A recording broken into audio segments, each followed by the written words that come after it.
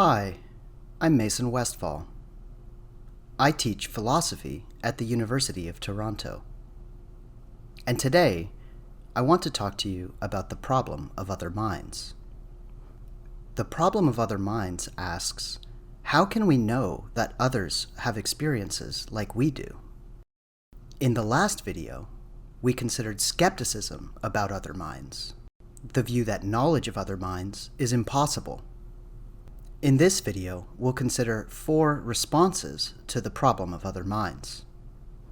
One reply to the problem of other minds is behaviorism.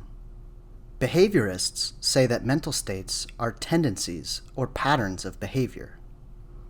Tendencies aren't always immediately observable. Think about the property of fragility, or having a tendency to break easily. A fragile object could look robust at first, but it will break if struck firmly.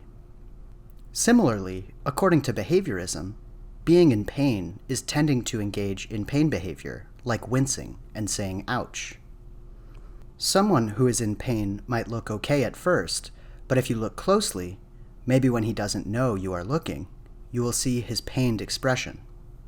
Behaviorism could be helpful because it shrinks the gap between behavior that you can see and mental states themselves. If mental states are ultimately just how you tend to behave, then seeing behavior seems like a stronger basis for attributing mental states. Attributing mental states on the basis of behavior is like thinking a glass is fragile because you saw it break.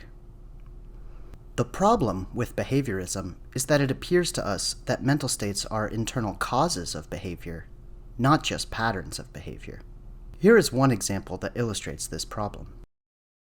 Someone might have the tendency to behave as though they are in pain.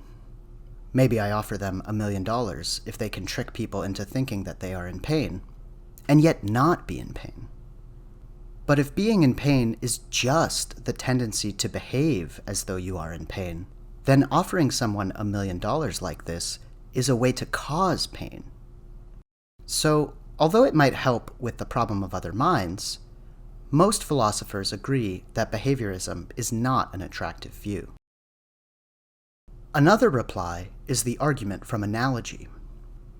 According to this reply, we observe a correlation between our own minds and behavior.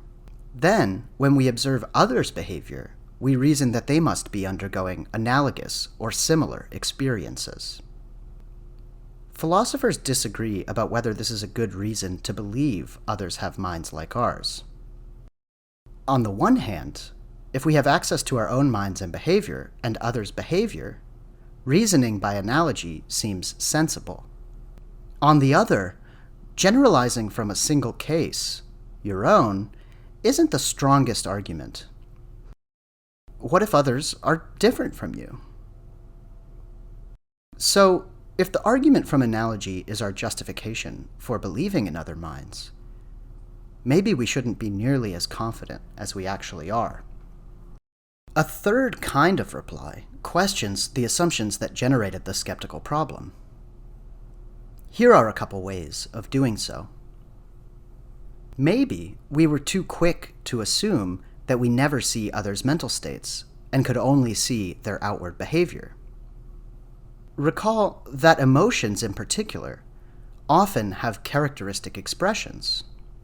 Some philosophers argue that in these cases, we are literally seeing others' emotions. If they are right, then we have a neat solution to the problem of other minds.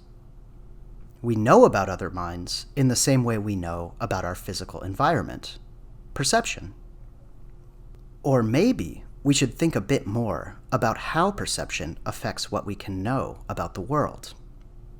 I've never seen Mount Fuji, or an electron, and yet most of us would agree that I know that Mount Fuji is the tallest mountain in Japan, and electrons have a negative charge. Perception is part of the story, but I know lots of things that I can't directly perceive. It seems like I know that Mount Fuji is the tallest mountain in Japan because people told me it is. Philosophers call this testimony, and it seems like I know that electrons have negative charge because the theory involving electrons explains lots of observations we make. Perhaps other minds fall into one of these categories. Maybe we know that others have minds because they tell us about their minds, or because the theory that others have minds explains lots of observations we make. More generally, we might consider other ways in which perception can contribute to knowledge of things we can't perceive. But wait, how do any of these replies address the skeptical challenge we started with? Couldn't other people still be robots? Couldn't we still be wrong? These replies are more modest. They are replies that address the idea that skepticism about other minds is especially worrisome because we can't see them. These replies suggest that knowledge of other minds may not be so different from other sorts of knowledge. We often come to know about things beyond what we can directly perceive. We might still have skeptical worries about knowledge in general, but maybe we shouldn't be more worried about knowledge of other minds than we are about other sorts of knowledge. In the next video, we'll consider an especially tricky kind of knowledge of other minds, called common knowledge.